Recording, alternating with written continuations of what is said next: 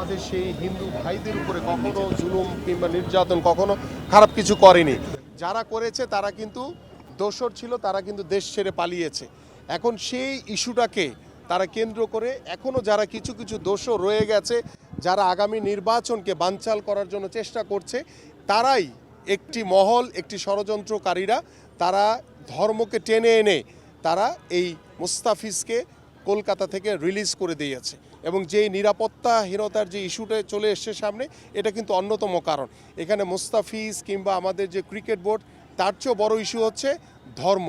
So ধর্মকে issue করে যারা বাংলাদেশের ভিতরে থেকে যারা দেশি বিদেশি ষড়যন্ত্রের মাধ্যমে বাংলাদেশের আগামী নির্বাচনকে ব্যাহত করার চেষ্টা করছে, একটি ক্রীড়াঙ্গনের সাথে জড়িয়ে বাংলাদেশের যে খেলাধুলার যে একটি রাস্তা, যে পথ রুদ্ধ করে দিয়েছে, যে আগামীর যে বিশ্বকাপ ক্রিকেট, সেখানে বাংলাদেশ ক্রিকেট টিম অংশগ্রহণ করবে না, এবং তাদের কি উদ্দেশ্য সেটা কিন্তু ইতিমধ্যে আমরা বাঙালি বা আমাদের বাংলাদেশি যারা রয়েছে আমরা কিন্তু মোটামুটি বুঝতে পেরেছি।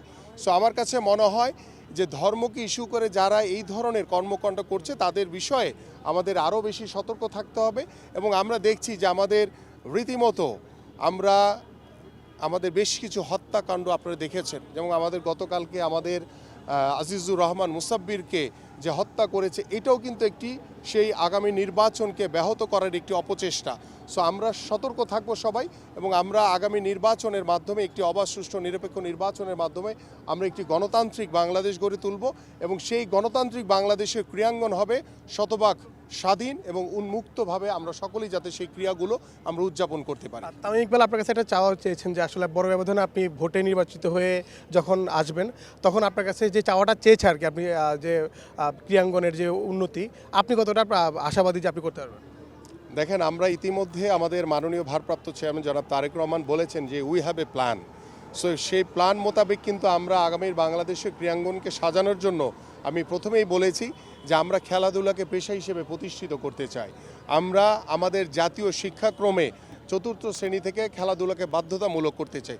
তার মানে কি, যে বাংলাদেশের ইতিহাসে যেটা হয়নি আমরা সেই পরিকল্পনাগুলো করেছি, এবং সেই পরিকল্পনা আমরা শুধু বাস্তবায়নের অপেক্ষা রয়েছে। এবং সেই বাস্তবায়নের জন্য আমাদের আগামীর যে ত্রয়োদশ জাতীয় সংসদ নির্বাচন হবে, সেই নির্বাচনে বাংলাদেশ জাতীয়তাবাদী দল বিএনপি যদি নির্বাচিত হতে পারে, তাহলে ইনশাল্লাহ আমরা সেই কাজগুলো বাস্তবায়ন করব।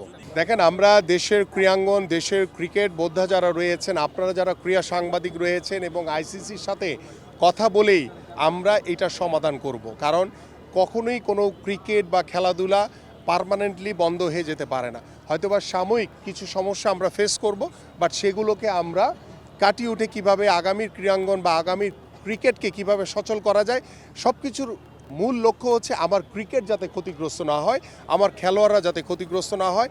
আমরা ক্রিকেট এবং খেলা আমরা প্রত্যেকটি মাঠে রাখতে চাই।